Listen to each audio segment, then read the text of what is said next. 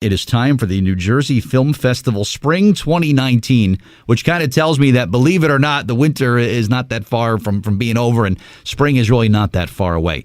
Let's begin our interview series today with the curator, of course, and the executive director of the New Jersey Film Festival.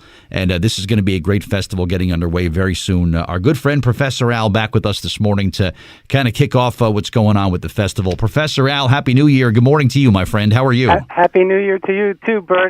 It's so great to be able to follow on the heels of Governor Murphy this morning. Not bad, right? Look at you. Yeah. You'll be the answer of a trivia question someday if this keeps up. Right.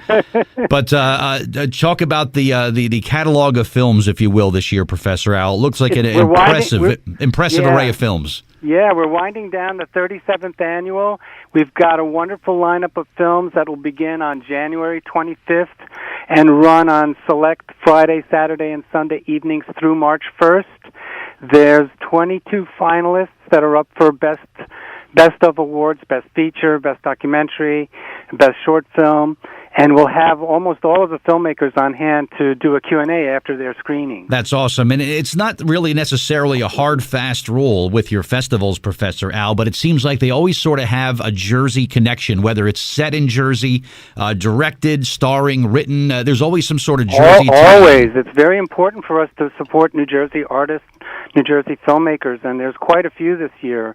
They have to be good, though. That's one caveat. There's a lot of festivals that'll show anything.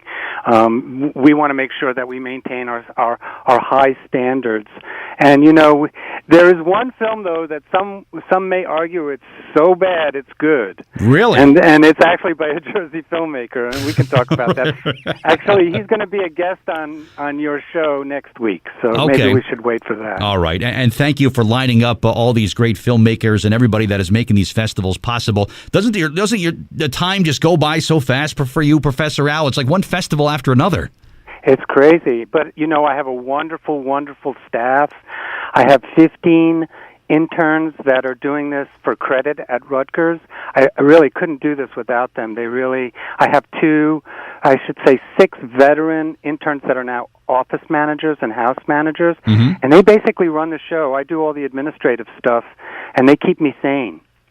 That's important. Keep you grounded, right? Yeah, very much so, very much so. All right, you want to give us just a little taste of what we can expect on the opening weekend, which is coming up? Next Friday, our opening screening is one of my favorites. We have a short film called Geometry, a short animation film by Simo Liu, who's from Los Angeles. But the feature that night is just an amazing film called Diary of Rooftop Water Towers by Nobuki Asai. He's a Japanese filmmaker who's lived in New York for decades, and he documented all of the water towers in New York City. And it's a very interesting film because it's a city film. It shows you the various aspects of New York City by showing off 20 seconds or 30 seconds of each one of these water towers. And you think, oh boy, that's going to be dull. No way. This is one of the most interesting films I've ever seen because it really shows off the personality of the city, and it's also really fascinating to see how this filmmaker got up there and all the different shots that he took, and the sounds are just as important as what you see. So that's our opening program not this Friday, but next Friday. And then on Saturday, January 26th, is Horror Night. We've got 2 short films.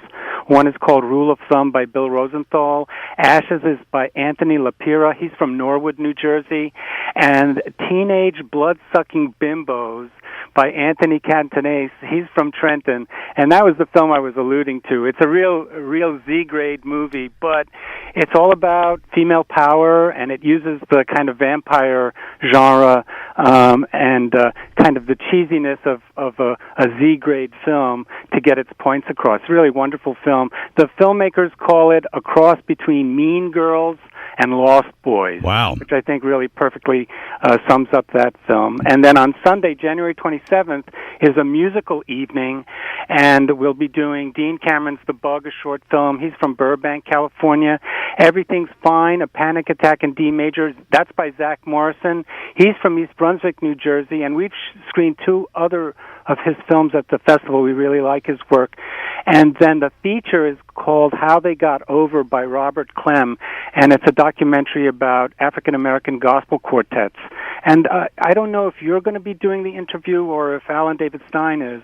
He's already put a request in. Can Yeah, I don't talk know, to them, please? Or Alan, whatever. That's fine. That's good to go. He threatened me, just for the record, but that's fine. We'll give it to him. But and I know it's his baby. He loves that stuff. What's disappointing for me, Professor Al, is I was going to actually talk to you about maybe you and I starting a rock band, and the name I had in mind was Teenage Blood-Sucking Bimbos, and we got to find a new name now, apparently. I'll right? be glad to be the drummer. I'll be the drummer. Man, that was the exact name I wanted. But getting back to the opening weekend, the opening short film is a total of 2 minutes. This is a 2-minute film that keeps people locked in?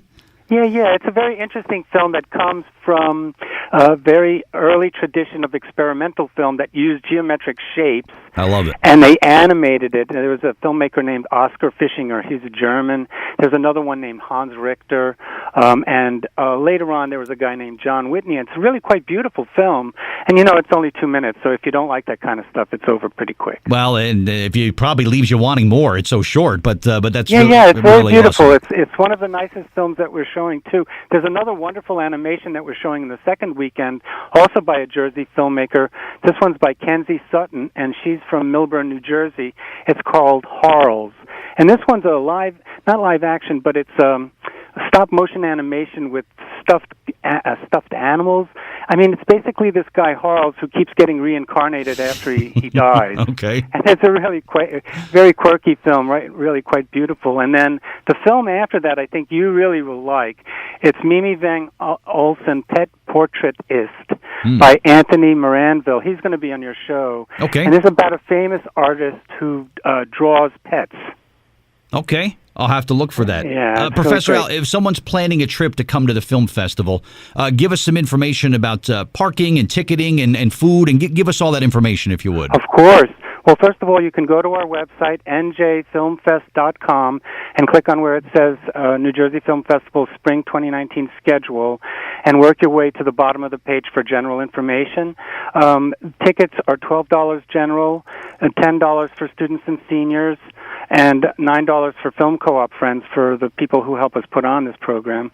And you can also buy tickets in advance. They're a little bit more expensive if you do that because there's a processing fee. You can get parking all around the screening site. Most of the parking spaces are about 100 paces from the site, and they're university lots that are open and specifically made open so that our patrons can park there. And so we're called Spring 2019 because we're hooked into the Rutgers University semester calendar. Right. And so it's kind of, yes, you always point out that it's ironic we're showing in the middle of winter. Right. And here we are. But we are a very optimistic group. So hopefully we won't get slammed too hard this weekend with a storm. Let's hope not. And keep a couple dates in mind, too. February 15th and March 1st are free dates, Professor Al? Yes, right? yes. We're working with the Confucius Institute at Rutgers.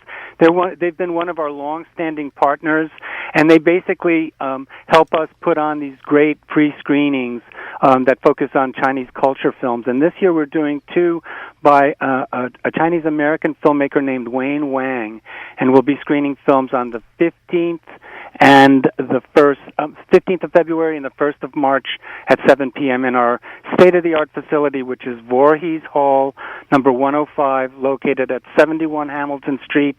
We're attached to the Zimmerle Art Museum, and we're a block away from the New Brunswick train station. Awesome. Yeah, nice and easy to get to, and always this is going to be a terrific festival, of course, and WCTC is honored once again to partner with Professor Al and Rutgers on the film festival that's coming up. And again, for all the details, all the info, njfilmfest.com, and pass the popcorn because this is going to be a great festival. Professor Al, thank you for the preview, and we look forward to our interview series, which will kick off next week, and congratulations on a great festival. Thank you, Bert, and thank you to WCTC. We can't do these things without you guys.